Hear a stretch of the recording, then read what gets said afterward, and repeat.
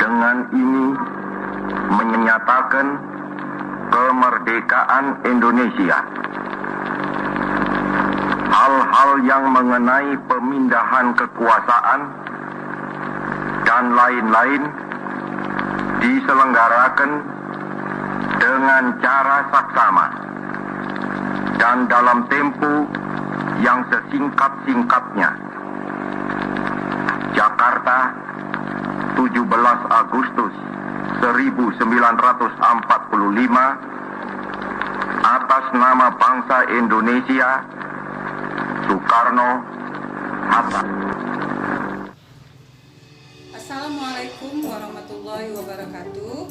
Perkenalkan, nama saya Sri Susana Dewi, asal sekolah UPT SMP Negeri 19 Medan.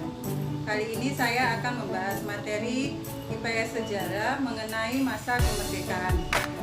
Baiklah anak-anak, selamat pagi. Halo, apa kabar?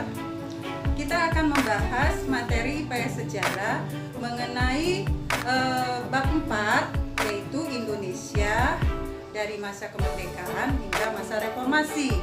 Jadi di sini kita akan membahas mengenai masa kemerdekaan, yaitu proklamasi kemerdekaan. Sebelum kita sampai ke materi, pembahasan materi, kita akan melihat apa kompetensi dasar dari proklamasi kemerdekaan ini.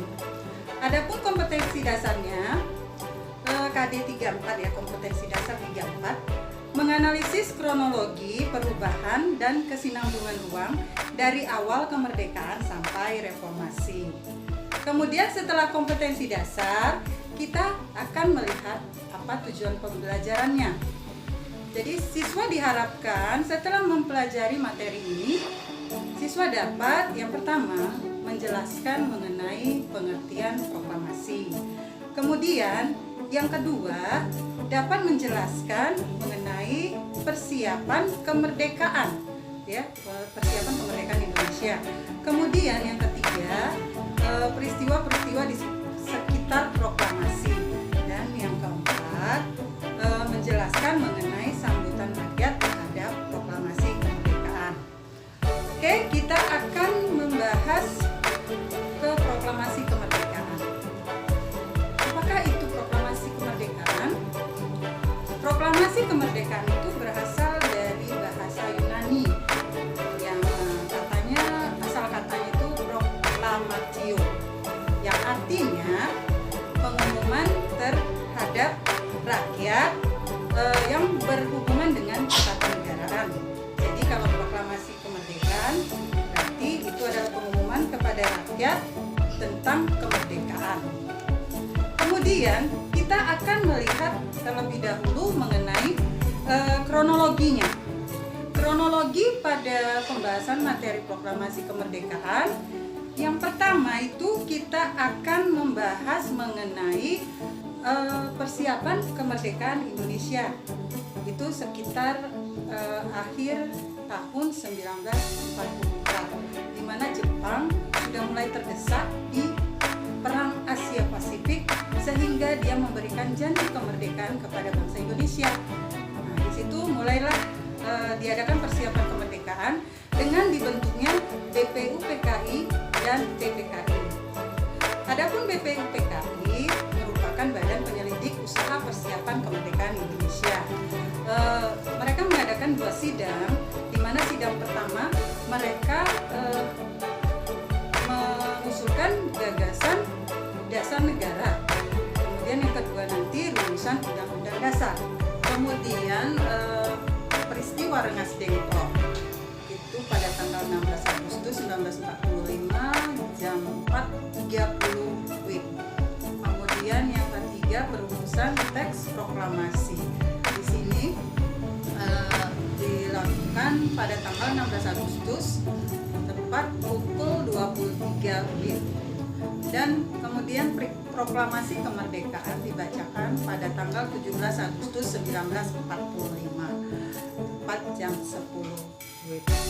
Dan yang terakhir sambutan rakyat terhadap proklamasi kemerdekaan Indonesia di tahun 1945. Sebelum kita membahas kronologinya satu persatu, kita kita lihat di sini pokok-pokok proklamasi 17 Agustus 1945. Ada di sini Soekarno, Muhammad Hatta, kemudian Ahmad Subarjo yang merupakan tim perumus dari naskah proklamasi, kemudian ada Soekarni yang mewakili golongan muda, kemudian Fatmawati yang menjahit bendera merah putih dengan tangannya sendiri, kemudian ada Sayyidi Malik yang mengetik naskah proklamasi, dan kemudian ketiga pengibar bendera pada saat proklamasi dibacakan, yaitu ada Latif Hendra Diningrat, Suhur, dan SK Trimurti. Baiklah, kita bahas satu persatu mengenai kronologi proklamasi kemerdekaan Indonesia. Yang pertama adalah persiapan kemerdekaan Indonesia. Di sini Jepang sudah terdesak di dalam perang Asia Pasifik sehingga memberikan janji kemerdekaan kepada bangsa Indonesia. Kemudian diizinkannya dibentuk BPUPKI, di mana BPUPKI dalam sidangnya yang pertama itu merumuskan gagasan besar negara, kemudian yang kedua merumuskan rencana undang-undang dasar. Di sini muncul gagasan dasar negara yang diutarakan oleh Insinyur Soekarno pada tanggal 1 Juni 1945 yang disebut dengan Pancasila, sehingga tanggal tersebut kita peringati sebagai hari lahirnya Pancasila. Kemudian setelah BPUPKI dianggap selesai melaksanakan tugasnya, dibentuklah PPKI, Panitia Persiapan Kemerdekaan Indonesia. Di sini PPKI fungsinya adalah mempersiapkan bagaimana nanti serah terima kekuasaan antara Jepang dengan bangsa Indonesia. Itu dari segi persiapan kemerdekaan Indonesia. Kemudian yang kedua itu peristiwa Rengas Dengklok. Peristiwa Rengas Dengklok dilatar belakangi Jepang menyerah tanpa syarat karena dibom atomnya Nagasaki dan Hiroshima pada tanggal 6 Agustus sampai 9 Agustus 1945. Di sini Jepang langsung menyerah tanpa syarat kepada sekutu. Terjadi kekosongan kekuasaan yang dikenal dengan Atom of Power. Di sini golongan muda segera memanfaatkan agar diproklamirkan kemerdekaan. Terjadi perdebatan antara golongan muda dengan golongan tua. Golongan muda ingin segera memproklamirkan kemerdekaan, sementara golongan tua menunggu janji yang diberikan oleh Jepang, kemudian tidak menginginkan terjadinya pertumpahan darah. Jadi di sini terjadilah peristiwa Rengas Dengklok yang di mana Soekarno dan Hatta diamankan, dan Rengas Dengklok dianggap sebagai tempat yang aman untuk Soekarno dan Hatta agar bebas dari pengaruh Jepang. Kemudian yang ketiga, perumusan teks proklamasi. Semula Soekarno tetap berkeras untuk memproklamasikan kemerdekaan ini dengan menunggu yang telah dijanjikan oleh Jepang. Tapi akhirnya ketika Ahmad Subarjo datang dan menjelaskan bahwa memang Jepang sudah menyerah tanpa syarat kepada sekutu, akhirnya Soekarno mau segera merumuskan proklamasi kemerdekaan. Jadi di sini dirumuskanlah konsep proklamasi oleh Insinyur Soekarno, di mana nanti Muhammad Hatta mengeluarkan pikiran pada kalimat yang terakhir, sedangkan Ahmad Subarjo mengeluarkan pikirannya pada kalimat yang pertama. Intinya proklamasi berisikan dua hal, yaitu mengenai pernyataan kemerdekaan, kemudian yang kedua adalah pemindahan kekuasaan. Kemudian setelah naskah proklamasi dirumuskan, akhirnya pada tanggal 17 Agustus 1945 diproklamirkanlah kemerdekaan Indonesia dengan pembacaan teks proklamasi pada tanggal 17 Agustus 1945, tepat jam 10 pagi di Gedung Pegangsaan di Jalan Pegangsaan Timur nomor 56. Di sini kita lebih menekankan pada makna proklamasi itu sendiri. Adapun makna proklamasi tersebut, yang pertama, wujud dari puncak perjuangan dari rakyat Indonesia. Yang kedua, pernyataan de facto pada dunia internasional bahwa Indonesia merdeka. Kemudian yang ketiga, sumber hukum pembentukan Negara Kesatuan Republik Indonesia. Yang keempat, sebagai alat untuk mencapai tujuan dan cita-cita bangsa. Dan yang kelima, merupakan jembatan emas menuju masyarakat adil, makmur, dan berdaulat. Dan terakhir, maknanya adalah berlakunya hukum nasional dan berakhirnya hukum kolonial. Yang terakhir, setelah proklamasi dibacakan, bagaimana sambutan rakyat Indonesia terhadap proklamasi? Yang pertama itu ada namanya rapat raksasa di lapangan Ikada.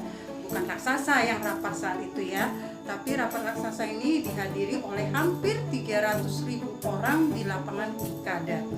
Di sini rencana awalnya akan diadakan pada tanggal 17 September untuk merayakan 1 bulan proklamasi kemerdekaan, tetapi ditunda akhirnya pada tanggal 19 September 1945. Di sini membuktikan bahwa rakyat Indonesia sudah mulai bersemangat untuk mempertahankan kemerdekaan yang sudah diproklamasikan.